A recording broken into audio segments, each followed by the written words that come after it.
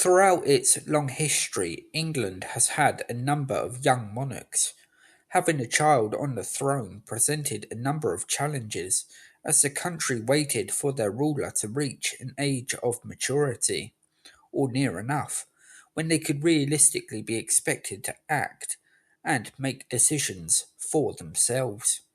In this video, we'll briefly look at a number of England's youngest monarchs and see how their reigns ultimately played out.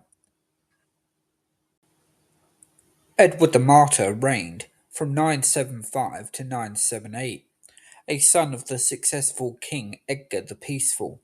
Edward is best remembered for his shocking death in 978, earning him the title the Martyr. After a day of hunting, Edward, aged only about 15, returned to Corfe Castle.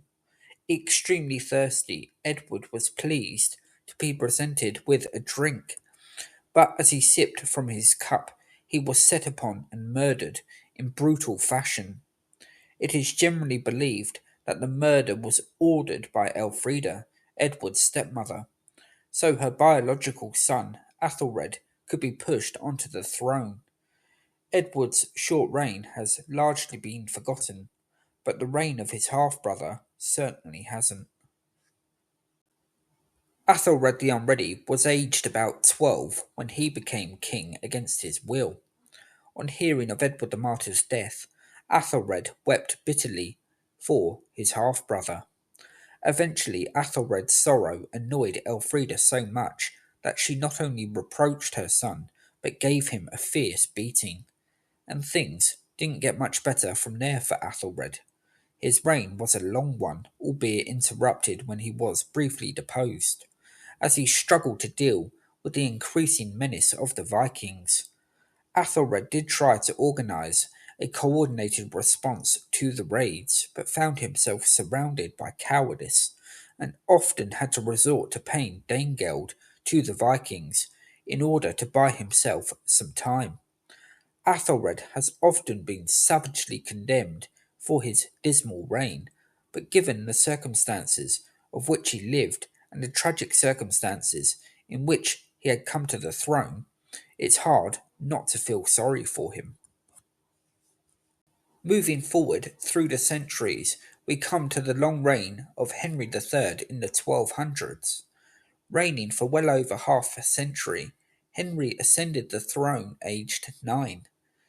Henry was fortunate to be guided in the troubled early days of his reign by talented men like William Marshall. But Marshall could not go on forever, and he died at the age of 72 in 1219, when Henry was not yet a teenager. As it was, the first period of Henry's reign was relatively stable, and the more severe of his problems came later in life, as he made enemies out of his nobles. In Henry's case, wisdom definitely did not come with age, as he became increasingly arrogant. Undoubtedly, the most successful child ruler of England would prove to be Edward III, who came to the throne in controversial circumstances, aged only 14 in 1327. His mother, Isabella, had fallen out with Edward's father, Edward II, and, assisted by Roger Mortimer, overthrew Edward II, eventually leading to the deposed king's death at Berkeley Castle. After putting an end to his mother's and Mortimer's own equally obnoxious and corrupt regency in 1330, Edward III grew to be one of the finest kings of the medieval age, winning fame in France and steering the country through the terrible days of the Black Death. Being a child ruler in the Middle Ages, as we've seen, could be fraught with dangers, but Edward had shown it was possible to come through those troubled early days and eventually prosper. Edward III's grandson, however, had little such luck. Richard II was pompous and thought rather too much of himself. Having become king at the age of only 10 on the death of his grandfather, Richard did inherit a difficult situation. The last days of Edward III's reign had been rather grim, with the French threatening invasion and the English population thoroughly disgruntled with frequent taxation. In 1381, with some considerable courage, the 14-year-old Richard helped to calm the ferocious peasants' revolt. Although the revolt had been a terrible scare for the king and the upper classes, the apparent force with which Richard eventually put down the revolt led to him gaining an oversized ego. Over time, Richard's snobby personality began to grate on his nobles, and there would be a disastrous falling out, eventually leading to Richard's downfall in 1399.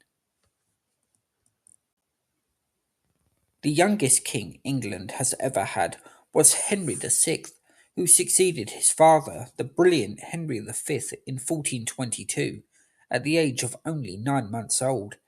Henry VI would prove to be quite unlike his warrior king father, as one could possibly imagine, with some speculating that he missed having his father around to learn from.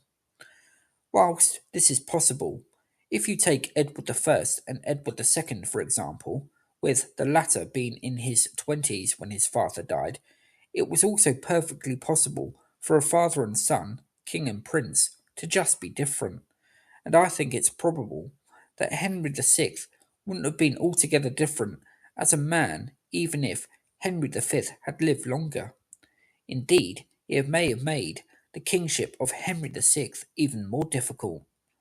Had Henry V lived for only a few years more, he may well have passed a dual monarchy of England and France to his son. And with Henry VI suffering from mental health issues in adulthood, it's likely that this would have been far too much for him. As it was, the reign of Henry VI was a disaster, as England fell into civil war known as the Wars of the Roses. Of course, following the Wars of the Roses, we have the Tudor period, where we now consider the reigns of two young people, one a legitimate monarch, the other more a pawn in the machinations of others. Edward VI succeeded his surreal and bizarre father, Henry VIII, in 1547, at the age of only 9. With a character that seemed to be older than his years, Edward VI resembled his grandfather, Henry VII, in personality, being both studious and attentive, but not devoid of the famous Tudor temper. Had Edward's life been longer, then it's quite probable that his reign would have been a successful one. But sadly, he succumbed to illness at the age of only 15. Following Edward's reign came the short lived reign of Lady Jane Grey, of 9 or 13 days, depending on who you listen to. Jane was simply an innocent teenage girl who had the crown plonked on her head through the actions of her selfish father in law. Jane's life ended in tragedy as the rightful Queen Mary I seized the crown, and perhaps reluctantly sent Jane and her young husband to their deaths inside the Tower of London in early 1554. One final young royal we've yet to mention is Edward V, the nephew so wrongfully deposed by Richard III in 1483. Like Jane Grey, Edward's young life and brief time as king ended inside the walls of the Tower of London. Without his father, Edward IV, to protect him, young Edward had been left vulnerable, although he could not have expected what would happen to him and his younger brother, nor could he dare to think that it would be his own uncle who would bring about their destruction. Ending on the story of Edward V seems fitting as we conclude our look at the unhappy tale of England's youngest monarchs. With the obvious exception of Edward III, taking a crown in medieval or Tudor England at a young age would often end in sorrow, sometimes swiftly, but more often it will be long and drawn out.